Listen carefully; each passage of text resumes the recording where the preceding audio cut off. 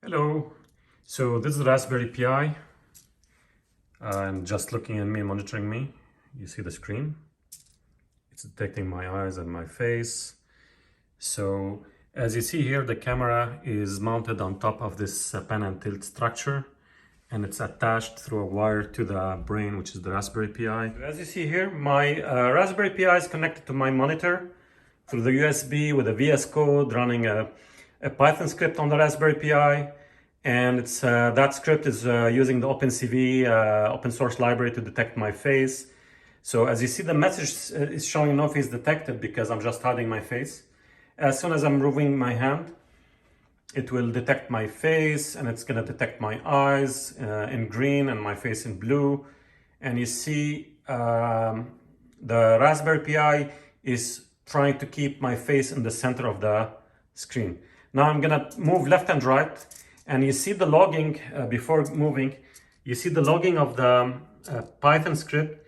It's giving the instruction to the pan and tilt servos to move left and right, up and down, depending on my position.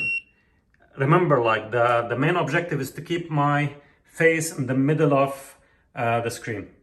And before doing that, if you see like the message is changing, I'm gonna position my eyes in front of the camera, and I'm gonna close one of my eyes. One eye detected. I'm gonna close both eyes.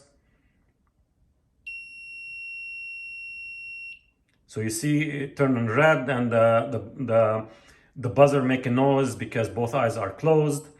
And let's continue now moving around. So I'm gonna move right, and it's just following me. It's keeping my face in the middle. I'm gonna go left,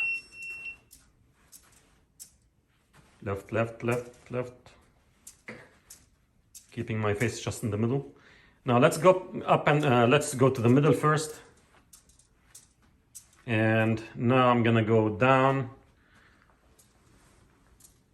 So keeping my face just in the middle, going up now. And voila.